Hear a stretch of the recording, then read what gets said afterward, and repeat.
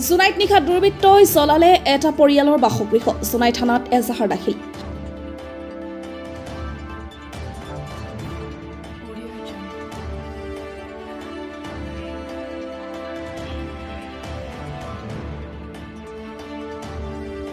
জোনাইৰ অকলেণ্ড গাঁৱৰ জয়নাৰায়ণ ঘাটোৱাৰ নামৰ ব্যক্তিজনৰ বাসগৃহটো নিশা দুৰ্বৃত্তই চলাই লণ্ডভণ্ড কৰে জানিব পৰা মতে সোমবাৰে সন্ধিয়া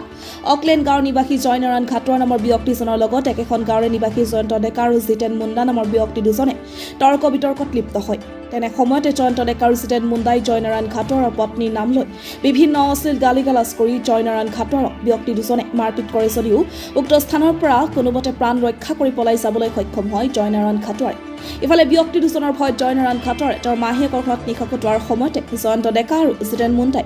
জয়নাৰায়ণ ঘাটোৱাৰৰ ঘৰটো জ্বলাই লণ্ডভণ্ড কৰে বুলি জানিবলৈ দিছে এই ঘটনাৰ পিছতে পুৱতি নিশা জোনাই থানাত উপস্থিত হয় জয়নাৰায়ণ ঘাটোৱাৰে ব্যক্তি দুজনক উচিত শাস্তি বিচাৰি জোনাই থানাত এজাহাৰ দাখিল কৰিছে ৰাতি 9টা বাজি মানত মই কামৰ বিষয়ে মানুহ বিচাৰি যাওঁতে জয়ন্ত ডেকাক লগ পালোঁ জয়ন্ত ডেকাক পালোঁ সিও যাম ক'লে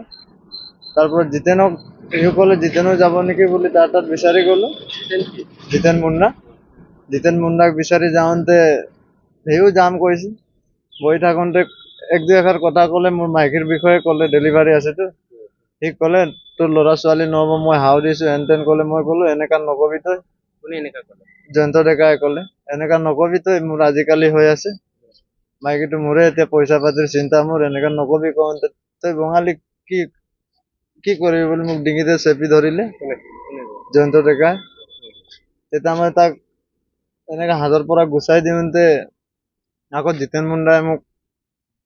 ধৰিলে দুইজনে মিলি মাৰিলে তাৰ পৰা মই পলালো তেতিয়া এতে পিছৰ পৰা কৈছে আৰু তোক ঘৰত সোমাই কাটি দিম তোৰ ঘৰ জ্বলাই দিম কি কৰিবি থাকিব নিদিয়ে ঘৰত মই মাহীৰ তাত পলাই গ'লো পলাই যোৱাৰ লগে লগে খন্তেক পাছত জ্বলাই দিলে আৰু ঘৰখন জিতেন মুণ্ডা আৰু জয়ন্ত ডেকাই দুইজনে মিলি জ্বলালে আৰু থানাত এফআইআৰ দিয়া হৈছে নেকি এফআইআৰ দিয়া হৈছে